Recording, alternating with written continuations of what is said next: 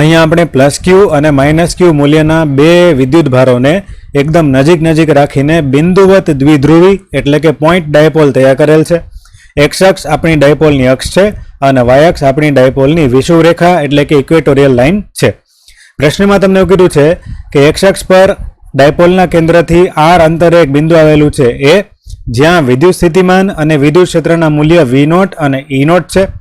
પ્રશ્નમાં જવાબ તમારે એ આપવાનો છે કે ડાયપોલના સેન્ટરથી વાય અક્ષ પર એટલે કે વિષુવરેખા પર 2r અંતરે આવેલું કોઈ બિંદુ હોય B, તો B બિંદુ પાસે વિદ્યુત સ્થિતિમાન અને વિદ્યુત ક્ષેત્ર કેટલું હોય આવો પ્રશ્ન છે.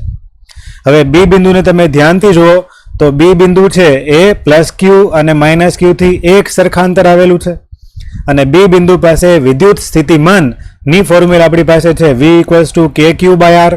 એમાં જો આપણે કિંમતો મૂકીએ તો બે વિદ્યુત સ્થિતિમાન છે પ્લસ ક્યુ અને માઇનસ ક્યુના લીધે બંને વિદ્યુત ભારો એક સરખા અંતર આવેલા છે એટલે કે બંનેના વિદ્યુત સ્થિતિમાન એક સરખા હશે.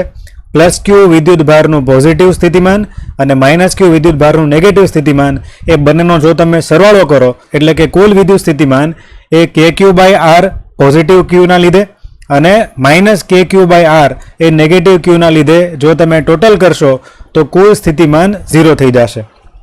વિષુવરેખા પર ડાયપોલના બંને વિદ્યુત ભારોના લીધે કોઈ પણ બિંદુએ 2r નહીં પરંતુ કોઈ પણ બિંદુએ વિદ્યુત સ્થિતિમાન 0 થશે.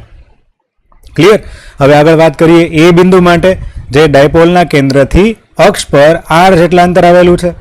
તો એ બિંદુ પાસે વિદ્યુત ક્ષેત્ર એની ફોર્મ્યુલા છે આપણી પાસે E એક્સિયલ એટલે કે અક્ષ પર વિદ્યુત ક્ષેત્ર k × 2p/x³ જેટલું હોય એટલે કે 1/4πε0 2p/x³.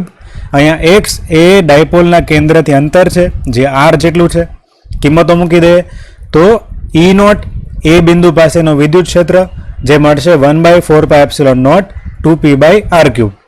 એવી જ રીતે ઇક્વેટોરિયલ લાઇન એટલે કે વિષુવરેખા પર 2r જેટલા અંતરે વિદ્યુત ક્ષેત્ર મેળવવાનું છે.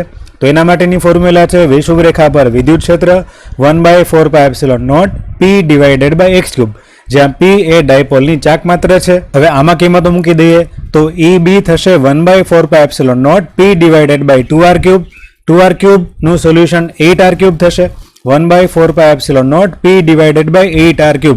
હજી થોડું સિમ્પ્લિફાય કરીએ તો EB થશે 1/8 × 1/4πε0 p/r³. આના જેવું બનાવવા માટે EA જેવું બનાવવા માટે આને આપણે ઉપર નીચે 2 થી મલ્ટીપ્લાય કરીએ છીએ એટલે કે 1/16 1/4πε0 2p/r³. 1/4πε0 × 2p/r³ એ જ આપણી પાસે એ બિંદુ પાસેનો વિદ્યુત ક્ષેત્ર બની જાય છે EA જેટલું એટલે કે E0. એટલે કે B બિંદુ પાસે વિદ્યુત ક્ષેત્ર મળે છે 1/16 E0 જેટલું. ફોર્થ ઓપ્શન એ આપણો સાચો જવાબ છે.